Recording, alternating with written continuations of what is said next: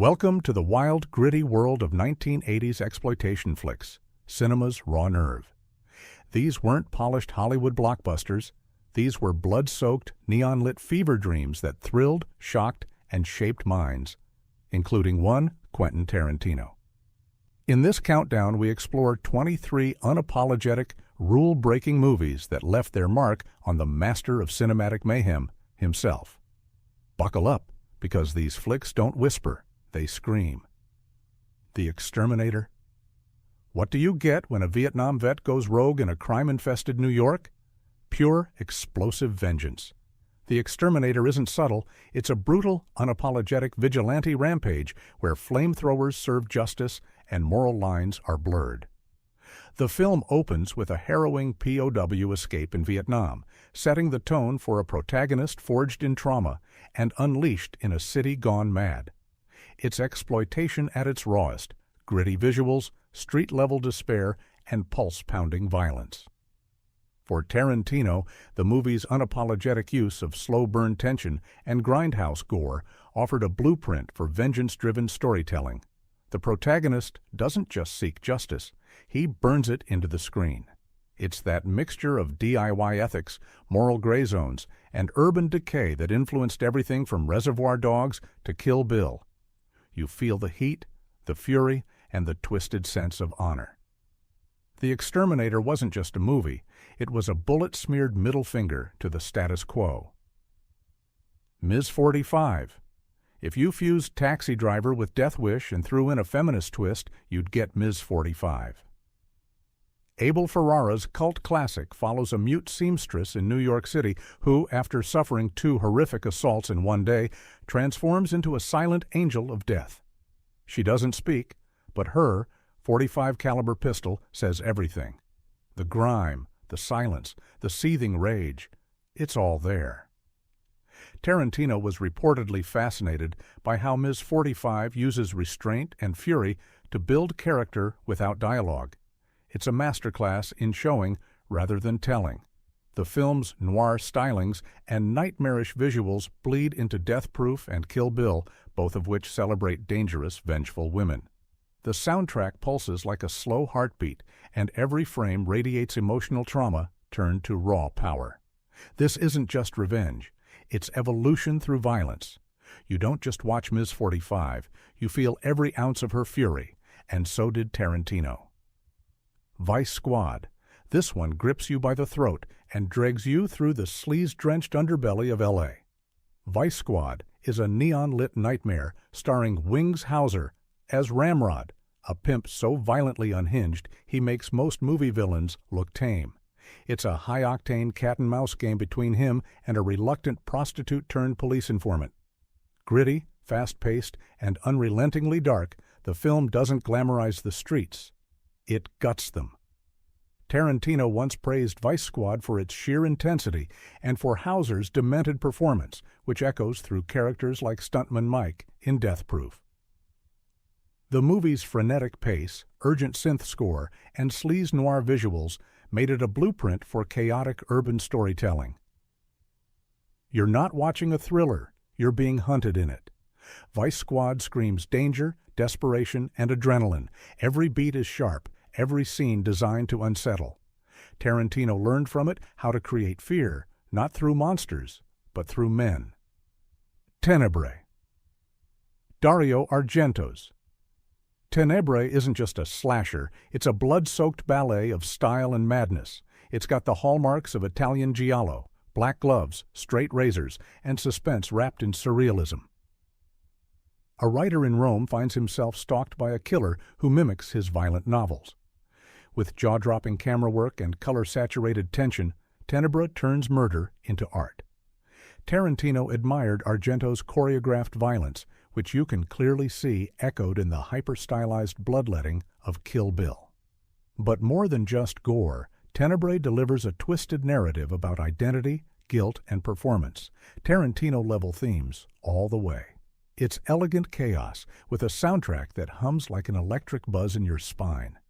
Argento gave horror a flair that Tarantino absorbed like gospel. Style isn't just decoration, it's the soul of the story. Savage streets, Linda Blair ditches the pea soup and picks up a crossbow. Savage Streets is a bruised-knuckle revenge saga soaked in neon and rage. Blair plays Brenda, a high schooler turned street warrior after her deaf sister is brutalized by a gang of gutter punks. It's part after-school special, part urban carnage, and 100% revenge fantasy. The over-the-top violence, slow-burn emotional payoff, and sudden bursts of brutality made this a favorite for future grindhouse auteurs. Tarantino loved its DIY authenticity, sleazy soundtrack, and raw sense of justice, qualities that pepper Death Proof and True Romance. Brenda's transformation from innocent to avenger isn't subtle. It's loud, proud, and bloody. You watch for the crossbow, but stay for the catharsis. It's exploitation with a purpose. Angel. Honor student by day, Hollywood hooker by night. That tagline alone could sell 1 million VHS tapes, and it did. Angel is pure exploitation gold, following a teenage girl who secretly moonlights as a sex worker to survive LA's harsh streets. When a serial killer starts targeting her friends, she turns into a pistol-packing protector. It's sleazy, bizarre, and strangely heartfelt. What hooked Tarantino was likely the duality, the innocent girl living in a brutal world, straddling two lives. That thematic duality reappears in Pulp Fiction and Jackie Brown, where characters live double lives under the radar. Angel also nails that 80s neon grime aesthetic with trans characters, pimps, street wisdom, and noir-style storytelling all folded into one wild narrative. You laugh, you flinch, and you root for her every step of the way. Exploitation meets empathy, rare but unforgettable. Vigilante. When justice fails, sometimes the streets take over. Vigilante is the East Coast cousin to Death Wish, but with a meaner streak. Robert Forster plays a man whose life is ripped apart when his wife is assaulted and his son murdered. The system lets the killers go, so he turns to a crew of blue-collar vigilantes to exact their own punishment. It's a working-class war cry grounded in rage and hopelessness. Tarantino would later cast Forster in Jackie Brown, a clear nod to his emotional, subdued performance here. Vigilante's pacing, its gritty realism, and its final act explosion of justice helped cement it as a cult classic. Tarantino loved stories where vengeance isn't pretty, it's personal, brutal, and justified by pain. Vigilante bleeds realism and morality, and it showed Tarantino how to root violence in consequence. The New York Ripper. Lucio Fulci's. The New York Ripper is as sleazy and shocking as exploitation cinema gets. A serial killer is targeting women across NYC and taunting police with Donald Duck-voiced phone calls. Yes, seriously. But beneath the absurdity lies Fulci's grim, pessimistic vision of a decaying metropolis, one soaked in nihilism and misogyny. Tarantino reportedly found Fulci's work mesmerizing for its transgressive nature and graphic style. The New York Ripper doesn't hide its cruelty. It confronts viewers with it. Tarantino learned how horror and shock could push moral buttons while keeping audiences glued. The film's blend of detective noir, sexploitation, and over-the-top gore was a masterclass in mood and a trigger for future genre-bending storytelling. It doesn't ask for sympathy. It demands attention. Rolling Thunder. Though filmed in 1977, Rolling Thunder found its true cult status in the 80s VHS boom, and that's when it really began to influence a young Tarantino. The film follows Major Charles Rain, a Vietnam POW whose life is shattered upon return to Texas. When his wife and son are murdered and his hand mangled in an attack, Rane doesn't go to therapy. He sharpens his hook hand and loads his shotgun. It's slow, grim, and drenched in emotional numbness. What Tarantino admired was the quiet intensity, the way revenge simmers rather than explodes. This flick directly inspired Kill Bill and Pulp Fiction, especially in how it explores post-trauma vengeance. The screenplay, co-written by Paul Schrader, adds emotional gravitas to the carnage. Rane isn't a superhero. He's broken, and that's what makes his rampage so human. It's revenge without glory, only grit. White Fire. White fire is what happens when Eurocrime, incest, and diamond heists are thrown in a blender and doused in flames. A French-Turkish co-production, the movie is pure chaotic brilliance. Robert Ginty stars as a thief protecting his sister, but when she's killed, he recruits a look-alike to impersonate her and keep the heist alive. There's a chainsaw fight, terrible dubbing, and a soundtrack that feels like a Casio keyboard having a meltdown. And Tarantino? He loved this kind of insane energy. White Fire is exploitation's wild frontier. There are no rules, no breaks, and certainly no taste. The absurdity, the weird sexual tension, the blunt violence, it all gave Tarantino the courage to play with boundaries in films like True Romance. It's so bad, it's fascinating, and exactly the kind of madness that gets preserved in his cinematic DNA. Street Law. Italian star Franco Nero takes on the corrupt underworld of Genoa in this revenge saga that hit U.S. grindhouses in the early 80s. After a brutal mugging, Nero's character loses faith in the justice system and sets out to settle the score, man to mob. The violence is raw, the pacing relentless, and the vibe is pure Euro-exploitation. Tarantino later cast Nero in Django Unchained, a nod to Nero's legendary role in Django, but Street Law was key to his admiration for Italian crime flicks. The way the film merges political commentary with action had a massive influence on Reservoir Dogs and Pulp Fiction, where conversations about justice often end in blood. It's sweaty, angry, and always walking a moral tightrope. Street Law doesn't glorify violence, it weaponizes frustration. Lady Terminator. Imagine a blend of the Terminator, Southeast Asian mythology, and erotic horror, and you've got Lady Terminator. Shot in Indonesia with a laughably dubbed English track, the film features an ancient queen spirit possessing a woman, who then goes on a rampage in leather, wielding assault rifles and seducing before slaying. It's absurd, outrageous, and unforgettable. Tarantino has long expressed admiration for international exploitation, especially films that blend local folklore with Western tropes. Lady Terminator is trashy cinema at its best, so confident in its nonsense that you can't look away. The over-the-top gore, ridiculous dialogue, and straight-faced delivery all scream cult classic. For Tarantino, it's a template. Don't just imitate, remix. The film's audacity echoes in From Dusk Till Dawn, where horror meets crime with a similar switch-flip chaos. Deadbeat at Dawn. Shot on a shoestring budget in Dayton, Ohio, this one-man band revenge flick from Jim Van Bebber is pure underground grit. Deadbeat at Dawn follows a gang member who wants out until his girlfriend is murdered and he's pulled back into a violent war. The stunts are raw, the action barely choreographed, and the blood flows like cheap red wine. Tarantino loved this kind of renegade filmmaking, the kind where every punch feels personal. The film's DIY ethic, unapologetic energy, and total disregard for mainstream polish echo in early Tarantino work. Deadbeat at Dawn doesn't pretend to be slick. It's real, desperate, and dangerous. It's not about big budgets or star power. It's about pure filmmaking instinct, and Tarantino never forgot that. Escape from the Bronx, this Italian post-apocalyptic action sequel to 1990.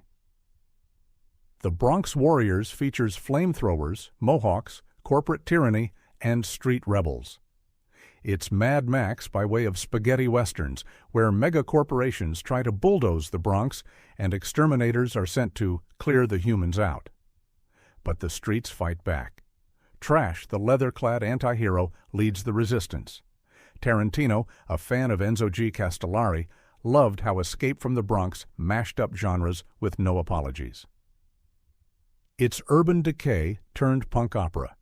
Tarantino learned that you can take exploitation tropes and build mythology around them.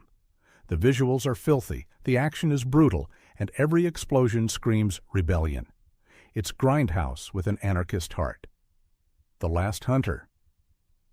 Italy had a knack for producing Vietnam War movies that were less about politics and more about madness, and The Last Hunter is a prime example. Directed by Antonio Margheriti, it stars David Warbeck as a soldier who descends into psychological chaos while on a one-man mission behind enemy lines. The jungle isn't just a backdrop, it's a character. Tarantino admired how this film, despite its low budget, nailed atmosphere and intensity. It didn't need realism, it needed rage.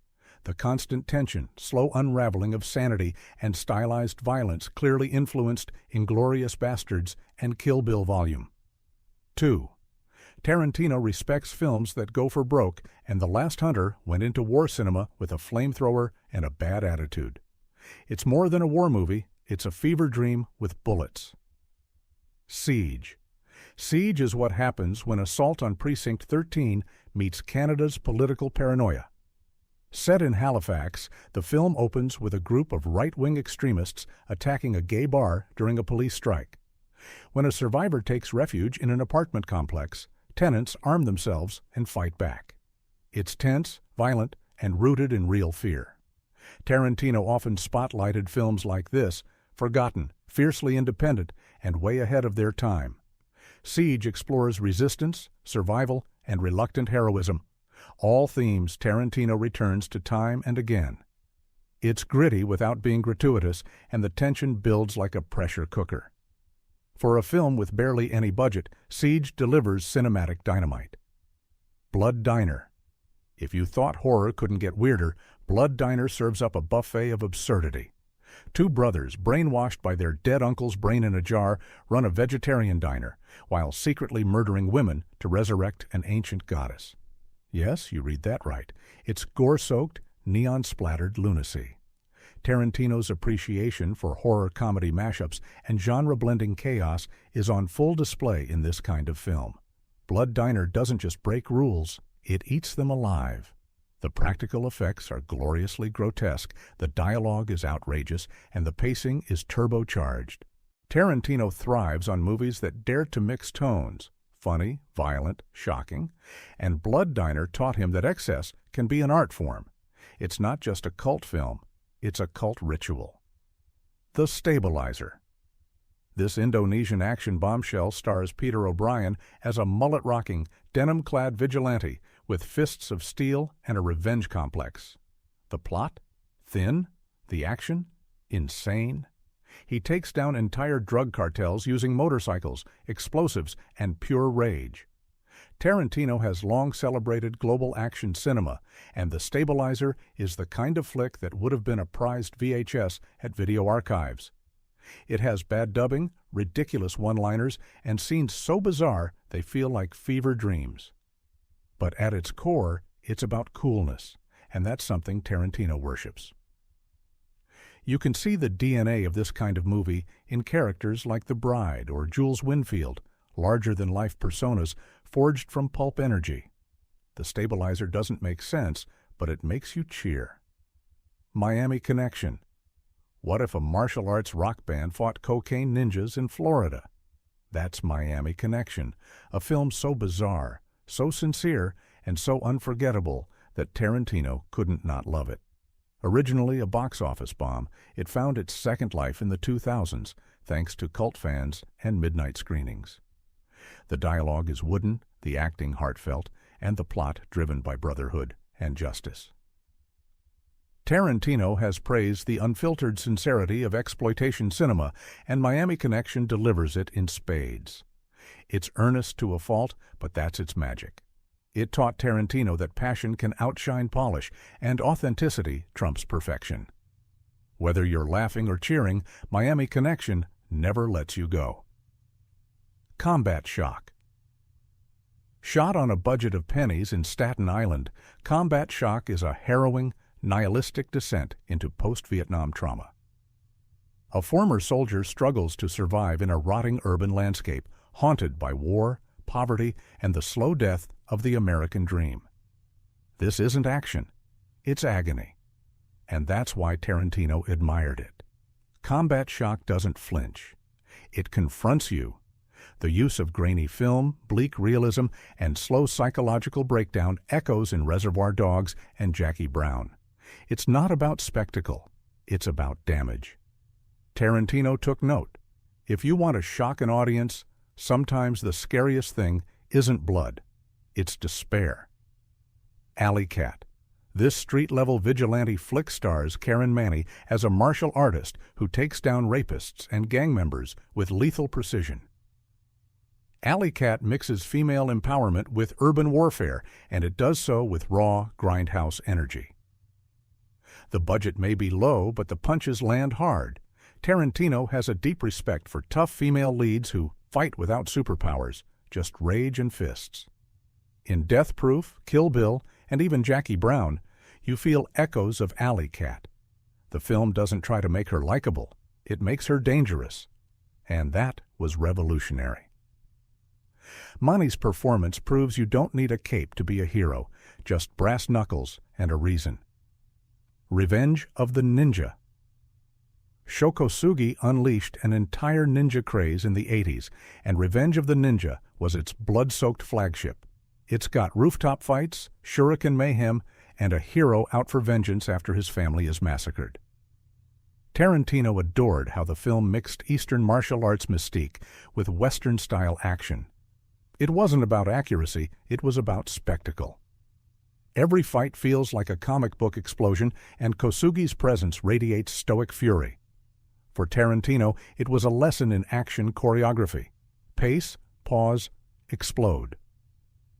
The influence of ninja cinema pops up in Kill Bill's swordplay and Pulp Fiction's mysticism.